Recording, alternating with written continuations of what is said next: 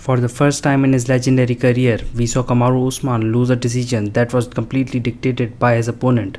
Dricus Du Plessis put on a masterclass, taking the unanimous decision with dominant scorecards of 50-45, 49-46 and 49-46. However, as much as DDP executed a perfect game plan, the story here is also about the unbelievable, undeniable heart of Kamaru Usman. The man absorbed massive damage in the second, the fourth and the fifth round, but he simply refused to be finished. Let's break down exactly how DDP pulled this off and why Kamaru's chin and resolve remains legendary. Dricus, coming off a loss to Khamzat Chimaev, Dricus entered the octagon highly motivated to prove he belongs right there at the top of the middleweight division. At 39 years old, Kamaru Usman was making a serious push at 185 to secure a second belt and cement his legacy. Right out the gate, Dricus took the center of the octagon. He marched forward, throwing heavy leg kicks and attacking the body. Usman attempted to circle on the outside and establish his jab, but DDP's explosive rhythm and unorthodox pressure were difficult to deal with. The momentum completely shifted in the second round. Dricus stepped into the pocket and landed a devastating knee that clearly compromised Usman. Showing his championship grit,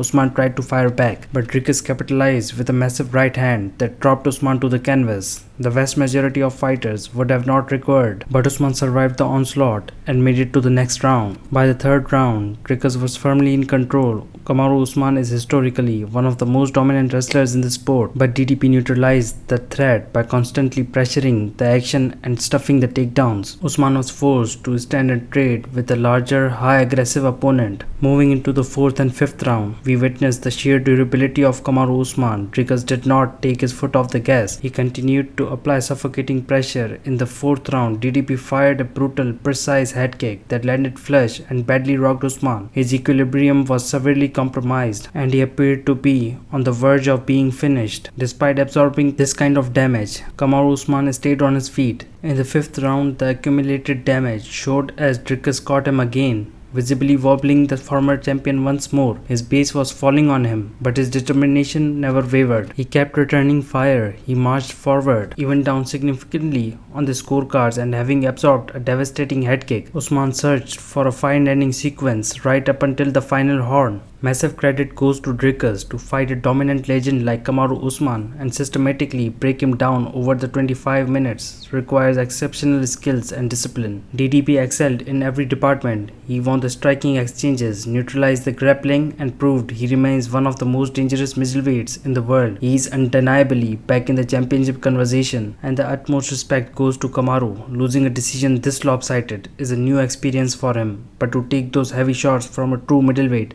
get rocked repeatedly, especially by that fourth round head kick, and refuse to fold, that cements his status as an all-time great. At 39, the physical speed may decline, but the warrior spirit is completely intact. What are your thoughts on this performance? Does DDP deserve an immediate shot at Sean Strickland's middleweight belt? And what should be the next move for Kamaru Usman? Let me know in the comments. If you enjoyed this breakdown, make sure to hit that like button, subscribe for more MMA analysis, and turn on the notifications.